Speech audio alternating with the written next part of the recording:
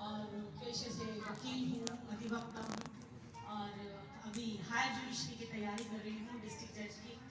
और यहाँ आपके इनविटेशन मुझे मिला है, वो मेरी लीना दीदी से मिला है और आप सबके बीच में आज फादर्स डे पर आकर बहुत अपने आप को भाग्यशाली महसूस कर रही हूँ।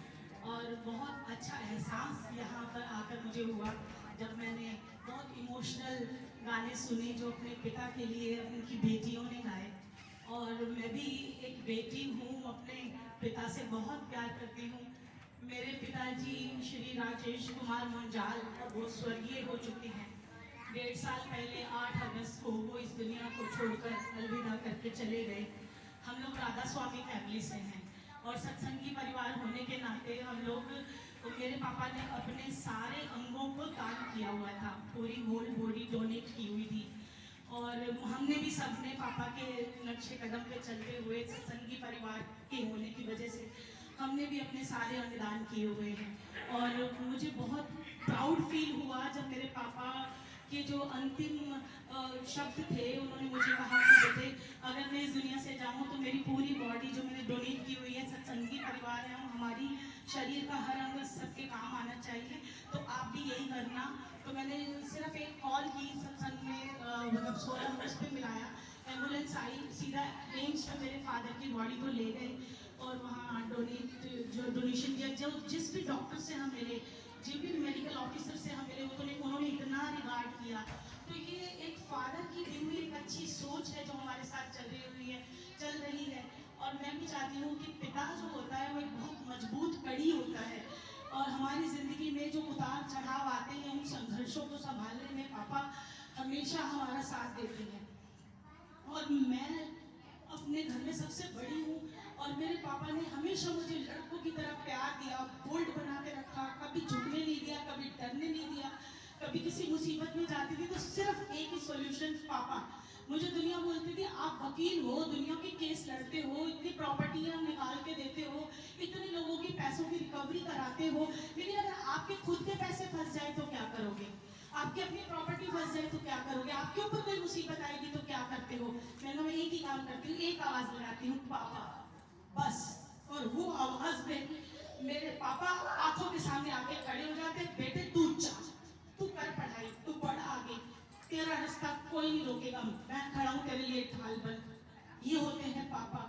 और आज ये सौभाग्य का दिन है, ये बहुत भाग्यशाली दिन है जिस दिन हम अपने पिता को समर्पित कर रहे हैं। हालांकि सारे दिन फादर्स डे के लिए ही होते हैं, सभी दिन पिता को समर्पित होने चाहिए क्योंकि हम उन्हीं का अंश हैं, उन्हीं का भरोसा, उन्हीं का विश्वास हमारे अंदर जागृत है। और हम सबको मिलकर आज जो हम फादर्स डे सेलिब्रेट कर रहे हैं, और आपने ये इतना अच्छा इनिशिएटिव लिया, आज के दिन को आपने यहाँ हम सबको इकट्ठा किया और अपनी भावनाओं को, अपनी बातों को रखने का जो मौका दिया, ये बहुत अच्छा लगा मुझे। मैं बहुत सौभाग्यशाली हूँ, आप लोगों के बीच में हूँ। ज़्यादा तो कुछ नहीं कह पाऊंगी, लेकिन चंद लाइनें मैंने भी तराशी हैं जो मैं अपने पिता को समर्पित करते हुए आप लोगों के समक्ष रखने की एक कोशिश करना चाहती हूँ।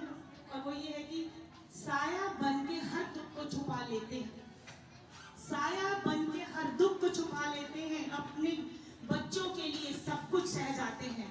पिता एक फरिश्ता नहीं होते, पिता एक फरिश्ता नहीं होते, वो जीती जागती दुआ होती है। पिता एक फरिश्ता नहीं होते, वो जीती जागती दुआ होते हैं।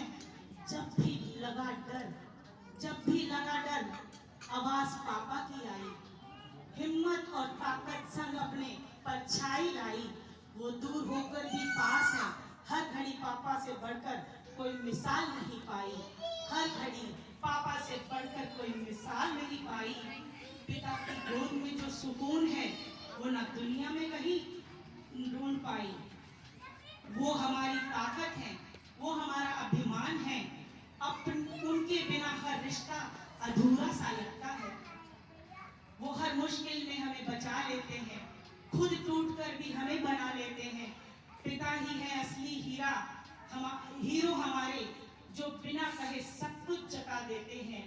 पापा की हर बात में छुपी होती है सीख, वो ना करे शिकायतें, बस करें हमारे परिवार की बात। उनका होना ही है सबसे बड़ा तोहफा, पापा हैं तो सब कुछ है मेरे साथ। ना वो कभी थकते, ना वो कभी शिकायत करते, ना वो कभी थकते, ना वो कभी शिकायत करते, हमारे लिए दिन रात मेहनत करते। उनके बिना अधूरी है ये जिंदगी। पापा ही है मेरी असली बंदगी, पापा ही है मेरी असली बंदगी। वो थाम लेते हैं हाथ तब जब सब छोड़ जाते हैं, वो थाम लेते हैं हाथ जब सब छोड़ जाते हैं। पिता वो हैं जो अपने बच्चों से पहले रखते हैं, बच्चों को खुद से पहले रखते हैं। हर मुस्कान के पीछे उनका साया है, बिना कहे सब कुछ समझ जाना उनका अपना ही एक अंदाज है, अपना ही एक तरीका है। हर बेटे की, हर बेटी की पहली उड़ान पापा की उंगली से शुरू होती है। हर बेटी की सबसे सुरक्षित जगह उनके पापा की गोद होती है। पिता की ममता भी माँ से कम नहीं होती। वो सब वो देखते नहीं, दिखाते नहीं, बस वो दिखाते नहीं, निभाते चले जाते हैं। वो बोलते कम हैं पर उनका प्यार बहुत गहरा होता है। पिता नाम का रिश्ता सबसे प्यारा होता है। हर दिन उनके लिए खास होना चाहिए। फादर्स डे तो एक इशारा है। बिना पिता की मौजूदगी ही है सबसे बड़ी दुआ। पिता की मौजूदगी ही है सबसे बड़ी दुआ। उनके आशीर्वाद से ही चलता है हर रास्ता। आज जो हम हैं वो उन्हीं की मेहनत से है। पापा आप ही मेरी असली ताकत है। छांव बनकर हर कदम पर साथ निभाते हैं। पिता हैं जो खुद जलकर भी रोशनी लुटाते हैं, जिनके होने से ही मेरी दुनिया रोशन है। पापा ही है मेरी सबसे बड़ी दौलत। पिता की उंगली पकड़कर चलना सीखा, हर मुश्किल में उनका साथ देखा। थकते नहीं जो मेरे लिए, उनसे बड़ा कोई देव नहीं है। बिना कहे जो समझ जाए ऐसे सिर्फ पिता ही पाए। पापा की डांट में जो प्यार छिपा होता है वो किसी किताब में नहीं मिलता। पापा की डांट में जो प्यार छिपा होता है वो किसी किताब में नहीं मिलता। पिता एक उम्मीद है जो कभी नहीं टूटती। वो है मेरे पापा और उनका प्यार।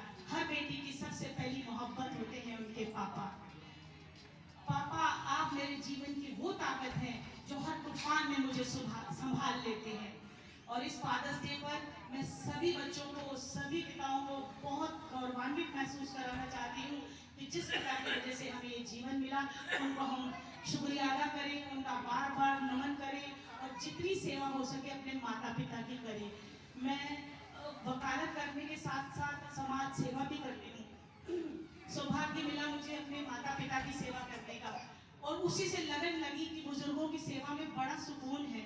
मेरे पास आज की डेट में दिल्ली ट्रांसपोर्ट कॉर्पोरेशन यानी डीटीसी के रिटायर्ड कर्मचारी हैं करीब 400, जिनकी मैंने ऐसे ही सेवा करने की ठानी।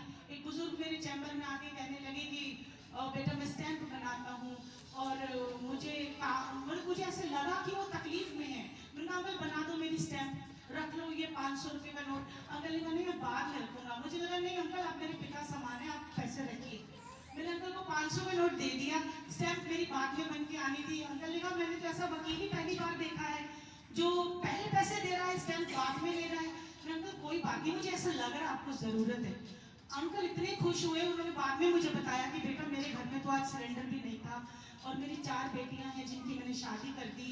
एक बेटा है वो बदतमीज है, शराब पीता है, मारता है मुझे, मेरी वाइफ को, दोनों को बहुत गंदा हाल किया हुआ है। तो मैंने कहा ठीक है अंकल, पता नहीं मुझे लगा कि आपकी सेवा में मेरे को सुकून मिला, मैंने दे दिए पैसे।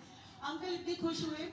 एक दिन वो बाद में जाके मुझे बताया उन्होंने कि वो डीटीसी के रिटायर्ड कर्मचारी हैं और उनकी पेंशन के लिए वो परेशान हो रहे हैं, दर दर की ठोकरें खा रहे हैं। दिल्ली सरकार उन्हें उनकी पेंशन नहीं दे रही है।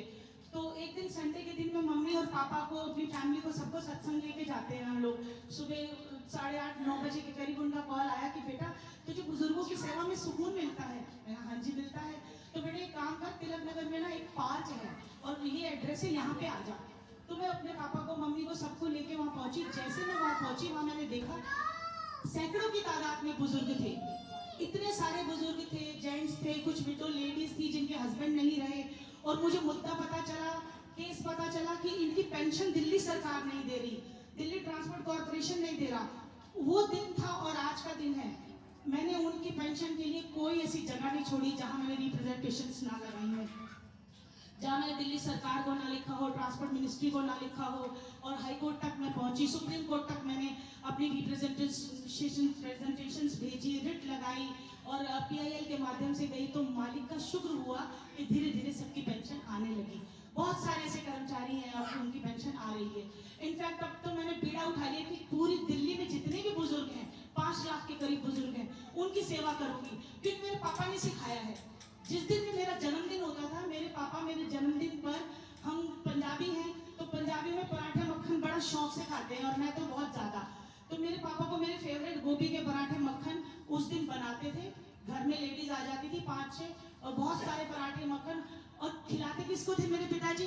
जो रोड पे चलने वाले रिक्शा वाले हैं, ऑटो वाले हैं, कूड़े वाले हैं, गरीब से गरीब हैं, जो बहुत मतलब उनको पहले घर में बुलाएंगे, आओ जी मोस्ट वेलकम। उसके बाद उनके पैर धोते थे मेरे पापा, और उनको कुर्ता पजामा गिफ्ट करते थे, या जो भी कपड़े उनको देते थे नए, उसके साथ उनको फिर हम मक्खन पराठे चाय साथ में खाना खिलाते थे, और सबका आशीर्वाद मुझे दिलाते थे मेरे पापा। और ये पापा से मैंने सीखा, और इतने प्यार और मोहब्बत से मेरे पापा ने जिंदगी को गुजारा। आज मिसाल है मेरे पापा मेरे लिए, और मैं चाहती हूँ हर फादर के लिए, हर बच्चे के लिए, हर माँ बच्चे के लिए उनके पापा उनके लिए मिसाल बने। ऐसे ही हम लोग एक दूसरे के साथ जुड़े, एक दूसरे के साथ आगे बढ़े, और इसी तरह हम एक दूसरे की दोस्ती निभाते रहे, प्यार करते रहे, और माँ को, बाप को, सबको इज्जत दे, मान सम्मान दे, और अच्छी राह पे चले। नमस्कार, जय हिंद, जय भारत, थैंक यू।